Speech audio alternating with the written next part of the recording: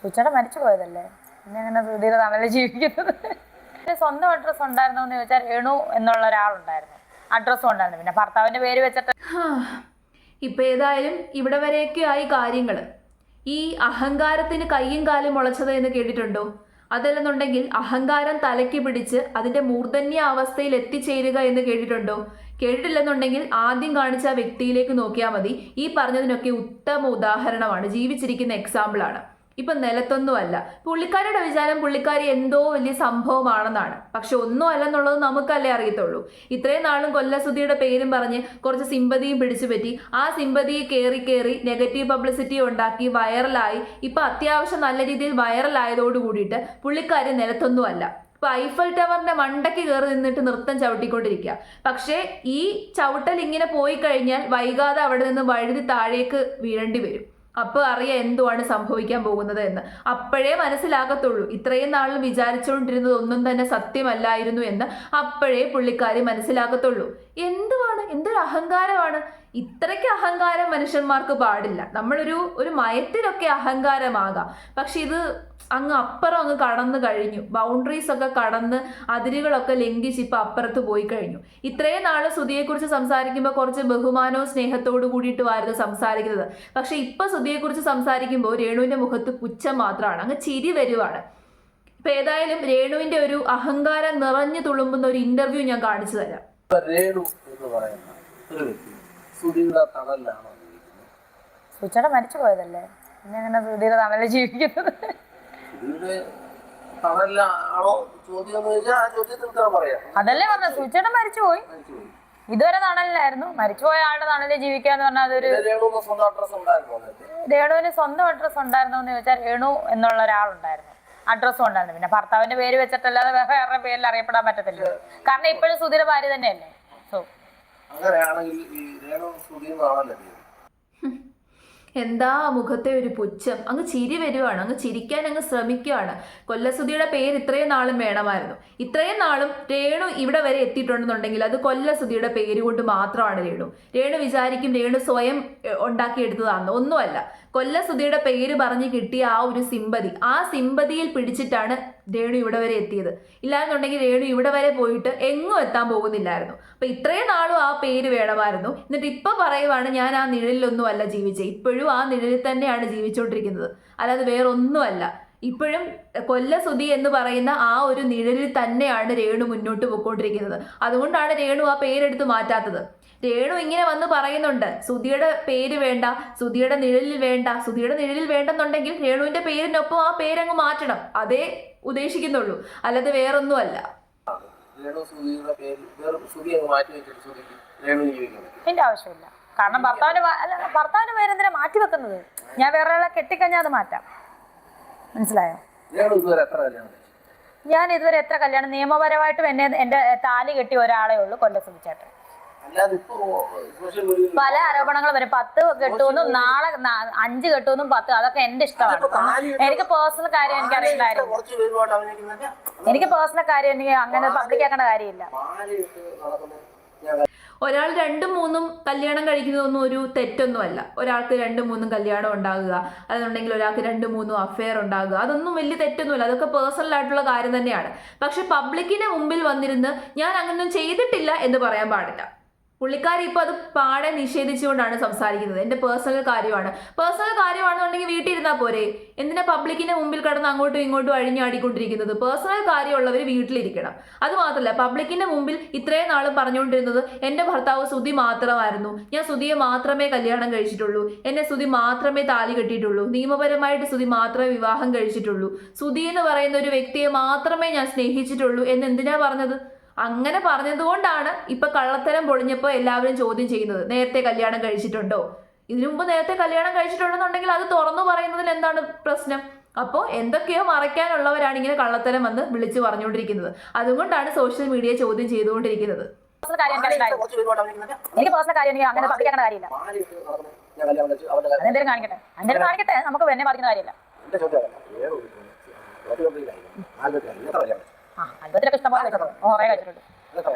ആൽബത്തിൽ ഇപ്പൊ എത്ര വെച്ചത് എനിക്ക് ഓർമ്മയില്ല. ആൽബം അവരൊക്കെ കെട്ട് ഒളിച്ചോട്ടം തേപ്പ്, ഇതൊക്കെ തന്നെയാണ് ആൽബം. തീർച്ചയായിട്ടും നല്ല സാറ്റിസ്ഫാക്ഷൻ. ഇപ്പോൾ നല്ല തിരക്കുള്ള നടിയായി. തിരക്കെന്ന് പറഞ്ഞാൽ ചേട്ടാ അത്യാവശ്യം തിരക്ക്, ജീവിക്കാനുള്ള തിരക്ക് അത്രേ ഉള്ളൂ. ആൽബം കാര്യങ്ങളൊക്കെ ഭയങ്കര ഇഷ്ടമാണ്. ആൽബം എന്ന് പറഞ്ഞാൽ ലൈഫിൽ ഏറ്റവും വലിയൊരു എന്താ പറയുക, ഭയങ്കര ഇഷ്ടമാണ് ആൽബത്തിൽ അഭിനയിക്കുക.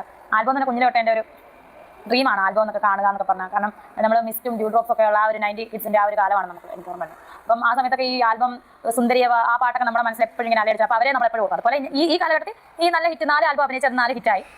അത് വരുമ്പോൾ ഞങ്ങൾ ഓർക്കും, എന്നെ ഓർക്കട്ടെ. അപ്പോൾ ഭയങ്കര സന്തോഷമുള്ള കാര്യമാണ്. ഹിറ്റ് ആൽബം എങ്ങനെയാണോ ആ ആൽബം ഹിറ്റായത്? സത്യം പറഞ്ഞു കഴിഞ്ഞാൽ രേണുസുതി 4 ആൽബത്തിൽ എങ്ങാണ്ട് അഭിനയിച്ചു.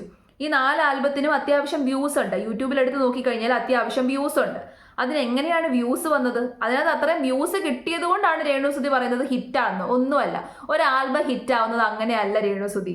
അതിനകത്ത് വ്യൂസ് വന്നത് എന്തുകൊണ്ടാണ്? രേണുസുതി എന്ന് പറയുന്ന വ്യക്തിത്വം അല്ലെങ്കിൽ വ്യക്തി ആ ആൽബത്തിൽ എന്താണ് കാട്ടിക്കൂട്ടാൻ പോകുന്നത്, എന്ത് കോപ്രായമാണ് കാണിച്ചു വെച്ചേക്കുന്നത് എന്നറിയാൻ വേണ്ടിയിട്ട് ആൾക്കാർ അതെടുത്ത് നോക്കിയതാണ്, അല്ലാതെ വേറെ ഒന്നുമല്ല.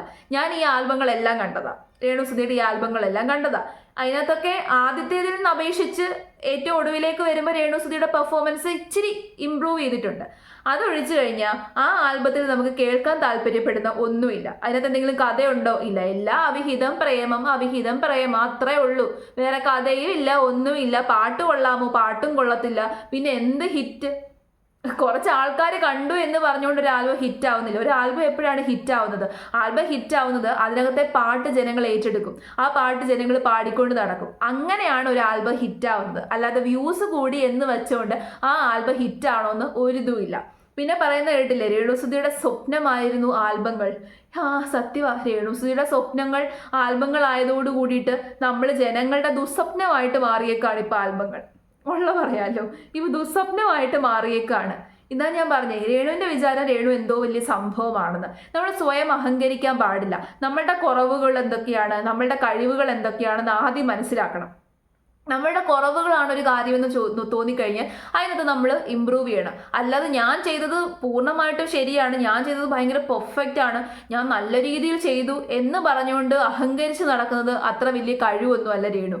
അത് മനസ്സിലാക്കുക. അപ്പം ഏതായാലും രേണു ഒരു ലക്കി ഡ്രോ ചെയ്തല്ലോ. ലക്കി ഡ്രോ വമ്പൻ ഉണ്ടായപ്പായിരുന്നു, വീഡിയോ മുക്കി. ഇതേപോലെയാണ് രേണുവിൻ്റെ എല്ലാ പരിപാടി. ഇപ്പം മനസ്സിലായല്ലോ. കാശ് വാങ്ങിക്കുക, ആൽബം ആണെന്ന് പറഞ്ഞുകൊണ്ട് കുറെ പേക്കൂത്ത് കാണിക്കുക. അതേപോലെ കാശ് വാങ്ങിക്കുക, ഒന്നും അന്വേഷിക്കാതെ പോയി ലക്കി ഡ്രോയുടെ പരസ്യം അങ്ങോട്ട് ചെയ്തു. ഇപ്പൊ ഏതായാലും ഈ പ്രതീഷ് എന്ന് പറയുന്ന വ്യക്തി, ഇപ്പൊ രേണുവിന്റെ പുറകെ നിഴല് പോലെ നടക്കുന്ന പ്രതീഷ് എന്ന് പറയുന്ന വ്യക്തി, അയാൾ നിഴല് പോലെ നടക്കുന്നത് എന്തിനാണെന്നുള്ളത് നമുക്കറിയാം. കാരണം അയാളുടെ ഇൻസ്റ്റാഗ്രാമും അയാളുടെ യൂട്യൂബും മൊത്തം ഇപ്പൊ രേണുസുതിയാണ്. രേണുസുതി അങ്ങ് കൈയടക്കിയേക്കാണ്. രേണുസുതിയുടെ റിലേറ്റഡ് ആയിട്ടുള്ള എല്ലാ കോണ്ടന്റും അയാൾ എടുത്തിടുന്നുണ്ട്. കാരണം എന്താണ്? അയാൾക്ക് വ്യൂസ് വേണം, അയാൾക്ക് കുറച്ച് പബ്ലിസിറ്റി വേണ്ടേ. ഇത്രയും നാളും വലിയ രീതിയിൽ പൊങ്ങി വന്നിരുന്നില്ല.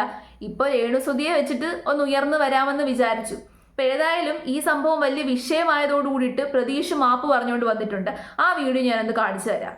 അപ്പോൾ ഞാൻ വേറെ ഒന്നല്ല, ജസ്റ്റ് ഒരു കാര്യം പറയാൻ വേണ്ടി വന്നതാണ്. ഇപ്പോൾ രണ്ട് ദിവസം മുമ്പ് ഞാനൊരു നറുക്കെടുപ്പിൻ്റെതായിട്ടുള്ള ഒരു ലോട്ടറിയുടെ നറുക്കെടുപ്പിൻ്റെതായിട്ടുള്ള സംഭവം ഞാൻ വീഡിയോ പോസ്റ്റ് ചെയ്തിട്ടുണ്ടായിരുന്നു. അത് അപ്പോൾ തന്നെ റിമൂവ് ചെയ്തിട്ടുണ്ടായിരുന്നു. പക്ഷേ അതിൻ്റെ വീഡിയോ ഭയങ്കരമായിട്ട് ഇപ്പോൾ സോഷ്യൽ മീഡിയയിൽ കിടന്ന് കറങ്ങുന്നുണ്ട്. അപ്പോൾ അതിന് സത്യാവസ്ഥ ഞാൻ നിങ്ങളുടെ മുന്നിൽ അറിയിക്കാൻ വേണ്ടി വന്നതാണ്.